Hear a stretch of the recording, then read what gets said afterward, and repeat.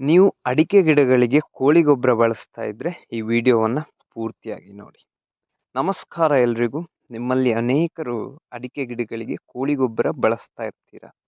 ಆದರೆ ಕೋಳಿ ಗೊಬ್ಬರದಿಂದ ಆಗುವ ಲಾಭ ಏನು, ಮತ್ತೆ ಇದನ್ನು ಜಾಸ್ತಿ ಬಳಸಿದ್ರೆ ಏನು ನಷ್ಟ ಆಗ್ತದೆ, ಹಾಗೆ ಎಷ್ಟು ಪ್ರಮಾಣದಲ್ಲಿ ಇದನ್ನು ಬಳಸಬೇಕು, ಮತ್ತೆ ಯಾವ ಸಮಯದಲ್ಲಿ ಇದನ್ನು ಬಳಸುವುದು ಉತ್ತಮ, ಅದೆಲ್ಲ ಈ ವಿಡಿಯೋದಲ್ಲಿ ಕೊನೆ ತನಕ ನೋಡುವ.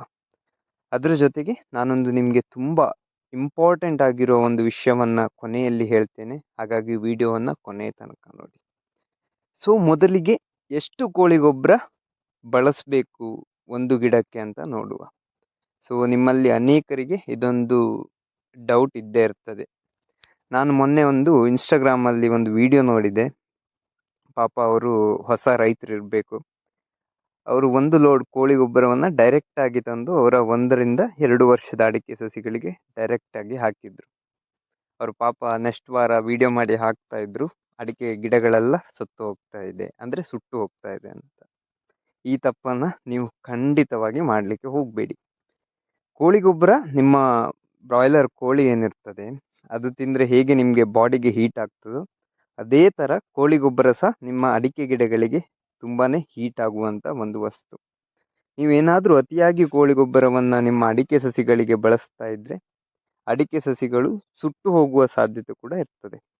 ಇನ್ನು ಎಷ್ಟು ಕೋಳಿ ಗೊಬ್ಬರ ಒಂದು ಅಡಿಕೆ ಗಿಡಕ್ಕೆ ಬಳಸಬೇಕು ಅಂತ ನೋಡುವುದಾದ್ರೆ, ನಿಮ್ಮ ಅಡಿಕೆ ಗಿಡಗಳು 1 ರಿಂದ 3 ವರ್ಷ ಹಳೆಯದಾಗಿದ್ರೆ ಒಂದು ಗಿಡಕ್ಕೆ 2 ರಿಂದ 3 ಮುಷ್ಟಿ ಆಗುವಷ್ಟು, ನೀವೇನು ಒಂದು ಮುಷ್ಟಿಯಲ್ಲಿ ಫುಲ್ ಒಂದು ಮುಷ್ಟಿಯಲ್ಲಿ ಏನು ಕೋಳಿ ಗೊಬ್ಬರವನ್ನು ತಗೊಳ್ತಿರೋ, ಸೊ 2 ರಿಂದ 3 ಮುಷ್ಟಿ ಆಗುವಷ್ಟು ಕೋಳಿ ಗೊಬ್ಬರವನ್ನು ಒಂದು ಗಿಡಕ್ಕೆ ಹಾಕಿ. ಮತ್ತೆ ಇನ್ನು ಹಾಕುವ ಕ್ರಮ ಹೇಗೆ ಅಂತ ಹೇಳಿದ್ರೆ, ಅದರ ಬುಡಕ್ಕೆ ಹಾಕಬೇಡಿ, ಸುತ್ತ ಹಾಕಿ. ಆ ನಿಮ್ಮ ಅಡಿಕೆ ಸಸಿ ಏನಿರ್ತದೆ ಅದರ ಸುತ್ತ ಹಾಕಿ. ಅದೇ ನಿಮ್ಮ ಅಡಿಕೆ ಗಿಡಗಳು 4-5 ಅಥವಾ 6-7 ವರ್ಷಕ್ಕಿಂತ ಜಾಸ್ತಿ ಇದ್ರೆ, ಅಷ್ಟು ಹಳೆಯದಾದ ಗಿಡಗಳಾಗಿದ್ರೆ ಕನಿಷ್ಠ 5 ರಿಂದ 6 ಮುಷ್ಟಿ ಕೋಳಿ ಗೊಬ್ಬರವನ್ನು ಒಂದು ಗಿಡಕ್ಕೆ ಹಾಕಿ. ಸ್ವಲ್ಪ ಜಾಸ್ತಿ ಆದರೆ ಸಹ ಪರವಾಗಿಲ್ಲ, ದೊಡ್ಡ ಗಿಡ ಆಗೋದ್ರಿಂದ ಒಂದು 6-7 ಮುಷ್ಟಿ ಆಗುವಷ್ಟು ಕೂಡ ಹಾಕ್ಬೋದು. ಇದಕ್ಕಿಂತ ಜಾಸ್ತಿ ಹಾಕಲಿಕ್ಕೆ ಖಂಡಿತ ಹೋಗಬೇಡಿ. ನಾನು ಹೇಳಿದ್ದೇನೆ, ಇದು ಅತಿಯಾಗಿ ಬಳಸುವುದು ಒಳ್ಳೆಯದಲ್ಲ. ಅತಿಯಾದರೆ ಅಮೃತ ಕೂಡ ವಿಷವಾಗ್ತದೆ ಅಂತೆ, ಅದೇ ರೀತಿ ಇದು ಕೂಡ.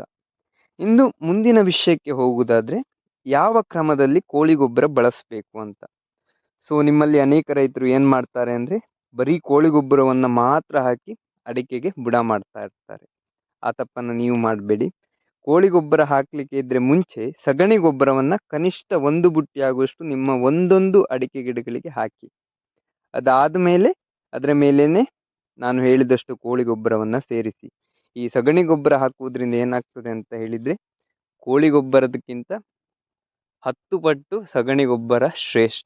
ಸಗಣಿ ಗೊಬ್ಬರ ಅನ್ನುವಂಥದ್ದು ನಿಮ್ಮ ಅಡಿಕೆ ಸಸಿಗಳಿಗೆ ಬಹುಮುಖ್ಯವಾಗಿ ಬೇಕಾಗುವ ಒಂದು ಗೊಬ್ಬರ ಅಂತ ಹೇಳ್ಬೋದು. ಆಮೇಲೆ ಇನ್ನು ಮಣ್ಣು ಹಾಕುವ ಕ್ರಮ ಮಾಡಿಕೊಳ್ಳಿ.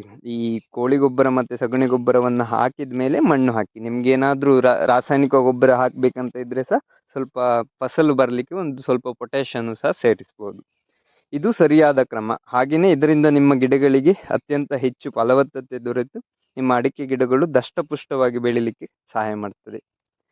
ಇನ್ನು ಕೋಳಿ ಗೊಬ್ಬರವನ್ನು ಅತಿಯಾಗಿ ಬಳಸೋದ್ರಿಂದ ಏನಾಗ್ತದೆ ಅಂತ ನೋಡುವುದಾದ್ರೆ, ಫಸ್ಟ್ 1-2 ವರ್ಷ ಒಳ್ಳೆ ಫಸಲು ಬರ್ತದೆ, ಬರುವುದಿಲ್ಲ ಅಂತ ಏನಿಲ್ಲ. ಆದರೆ 3ನೇ ವರ್ಷದಿಂದ ಏನಾಗ್ತದೆ ಅಂತ ಹೇಳಿದ್ರೆ, ನಮ್ಮಲ್ಲಿಯೇ ಸಾಕಷ್ಟು ಉದಾಹರಣೆ ಉಂಟು. ನಿಮ್ಮ ಫಸಲು ಖಂಡಿತವಾಗಿ ಕಡಿಮೆ ಆಗ್ತದೆ 3 ವರ್ಷ ಆದಮೇಲೆ ಈ ಕೋಳಿ ಗೊಬ್ಬರವನ್ನು ಅತಿಯಾಗಿ ಬಳಸೋದ್ರಿಂದ. ಸೊ ಹಾಗಾಗಿ ಮಿತವಾಗಿ ಇದನ್ನು ಬಳಸಿ. ಇನ್ನು ಮುಂದಿನ ವಿಷಯಕ್ಕೆ ಹೋಗುವುದಾದ್ರೆ, ಯಾವ ಸಮಯದಲ್ಲಿ ಕೋಳಿ ಗೊಬ್ಬರ ಹಾಕುವುದು ಸೂಕ್ತ. ಇದು ಅನೇಕ ರೈತರು ನೆಗ್ಲೆಕ್ಟ್ ಮಾಡುವ ಒಂದು ವಿಷಯ. ಎಲ್ಲ ಟೈಮಲ್ಲಿಯೂ ಕೋಳಿ ಗೊಬ್ಬರವನ್ನು ಹಾಕ್ತಾ ಇರ್ತಾರೆ. ಆ ತಪ್ಪನ್ನು ನೀವು ಮಾಡ್ಲಿಕ್ಕೆ ಹೋಗಬೇಡಿ. ಕೋಳಿ ಗೊಬ್ಬರವನ್ನು ನೀವು ಮಳೆಗಾಲ ಸ್ಟಾರ್ಟ್ ಆಗೋದಕ್ಕಿಂತ ಸ್ವಲ್ಪ ಮುಂಚೆ, ಅಂದರೆ ಮೇ ತಿಂಗಳಲ್ಲಿ ಹಾಕುವುದು ಉತ್ತಮ. ಯಾಕಂತ ಹೇಳಿದ್ರೆ ಕೋಳಿ ಗೊಬ್ಬರ ಸಿಕ್ಕಾಪಟ್ಟೆ ಹೀಟ್, ನಾನು ಹೇಳಿದ ಹಾಗೆ. ಇದಕ್ಕೆ ನೀರಿನ ಅವಶ್ಯಕತೆ ತುಂಬ ಇರ್ತದೆ. ನಿಮಗೆ ಈಗ ಬಾಡಿಗೆ ಹೀಟ್ ಆದಾಗ ಹೇಗೆ ನೀರು ಕುಡಿತೀರೋ ಅದೇ ಥರ ನೀವು ಕೋಳಿ ಗೊಬ್ಬರ ಹಾಕುವುದರಿಂದ ಅಡಿಕೆ ಗಿಡಗಳಿಗೆ ತುಂಬ ಹೀಟ್ ಆಗ್ತದೆ.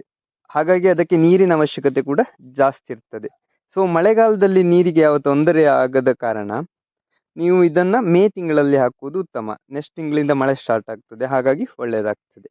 ಇನ್ನು ನೀವು ವರ್ಷಕ್ಕೆ 2 ಬಾರಿ ಅಡಿಕೆಗೆ ಬುಡ ಮಾಡ್ತಾ ಇದ್ದೀರಾ ಅಂದ್ರೆ, ಒಂದು ಮೇ ಅಲ್ಲಿ ಕೋಳಿ ಗೊಬ್ಬರ ಹಾಕಿ, ಇನ್ನೊಂದು ನವೆಂಬರ್ ಇಲ್ಲ ಅಂದ್ರೆ ಡಿಸೆಂಬರ್ ಮಂತ್ ಅಲ್ಲಿ ಹಾಕಿ. ಆಗ ಸ್ವಲ್ಪ ನೀರಿಗೆ ಏನು ತೊಂದರೆ ಇರುವುದಿಲ್ಲ ಆ ಕಾರಣದಿಂದ. ಇನ್ನು ನಾನು ಹೇಳಿದ ಕೊನೆಯ ಬಹುಮುಖ್ಯವಾದ ಒಂದು ವಿಷಯ ಏನಂತ ಹೇಳಿದ್ರೆ, ನೀವು ಕೋಳಿ ಗೊಬ್ಬರ ಬಳಸಲೇಬೇಕು ಅಂತ ಇದ್ರೆ ಈ ಒಂದು ವಿಷಯವನ್ನ ಗಮನದಲ್ಲಿ ಇಟ್ಕೊಳ್ಳಿ. ಅದೇನಂದ್ರೆ, ನಿಮ್ಗೆ ಸರಿಯಾಗಿ ನೀರು ನಿಮ್ಮ ಅಡಿಕೆ ತೋಟಕ್ಕೆ ಬಿಡ್ಲಿಕ್ಕೆ ಅನುಕೂಲ ಇದ್ರೆ ಮಾತ್ರ ಕೋಳಿ ಗೊಬ್ಬರವನ್ನ ಬಳಸಿ. ಇದೊಂದು ನಿಮ್ಮ ತಲೆಯಲ್ಲಿ ಇಟ್ಕೊಳ್ಳಿ. ಕೋಳಿ ಗೊಬ್ಬರ ಬಳಸಿದ ಮೇಲೆ ಅಡಿಕೆ ಸಸಿಗಳಿಗೆ ಜಾಸ್ತಿಯಾಗಿ ನೀರಿನ ಅವಶ್ಯಕತೆ ಇರ್ತದೆ. ನಾನು ಆಲ್ರೆಡಿ ಹೇಳಿದ ಹಾಗೆ ಕೋಳಿ ಗೊಬ್ಬರ ಹೀಟ್ ಇರುವುದರಿಂದ ಇದಕ್ಕೆ ನೀರಿನ ಅವಶ್ಯಕತೆ ಬಹುಮುಖ್ಯವಾಗಿರ್ತದೆ. ಸೊ ವಾರಕ್ಕೆ ಕನಿಷ್ಠ 3ರಿಂದ 4 ಬಾರಿ ನೀರು ಬಿಡ್ಲಿಕ್ಕೆ ಅನುಕೂಲ ಇರುವವರು ಮಾತ್ರ ಕೋಳಿ ಗೊಬ್ಬರವನ್ನು ಸ್ವಲ್ಪ ಜಾಸ್ತಿಯಾಗಿ ಬಳಸಿ. ಕಡು ಬೇಸಿಗೆಯಲ್ಲಿ ಕೋಳಿ ಗೊಬ್ಬರ ಬಳಸುವುದನ್ನ ಖಂಡಿತವಾಗಿ ಅವಾಯ್ಡ್ ಮಾಡಿ. ನಿಮ್ಗೆ ಎಲ್ಲಾದ್ರೂ ನೀರು ಕಡಿಮೆ ಆಗ್ತದೆ ಅಂತ ಇದ್ರೆ ಮಾರ್ಚ್ ಏಪ್ರಿಲ್ ತಿಂಗಳಲ್ಲಿ ಎಲ್ಲ ಬಳಸಲಿಕ್ಕೆ ಹೋಗಬೇಡಿ. ಇದಿಷ್ಟು ಕೋಳಿ ಗೊಬ್ಬರ ಅಡಿಕೆ ಗಿಡಗಳಿಗೆ ಬಳಸುವುದರ ಕುರಿತಾದ ಚಿಕ್ಕ ಮಾಹಿತಿ. ವಿಡಿಯೋ ಇಷ್ಟ ಆದರೆ ನನ್ನ ಚಾನಲ್ ನಿರುತ್ತರವನ್ನು ಸಬ್ಸ್ಕ್ರೈಬ್ ಮಾಡಿ, ಸಪೋರ್ಟ್ ಮಾಡಿ. ಹಾಗೆಯೇ ಈ ವಿಡಿಯೋವನ್ನು ನಿಮ್ಮ ರೈತ ಮಿತ್ರರಿಗೆ ಶೇರ್ ಮಾಡಿ ಅಂತ ಹೇಳ್ತಾ ವಿಡಿಯೋ ಮುಗಿಸ್ತೇನೆ. ಧನ್ಯವಾದಗಳು.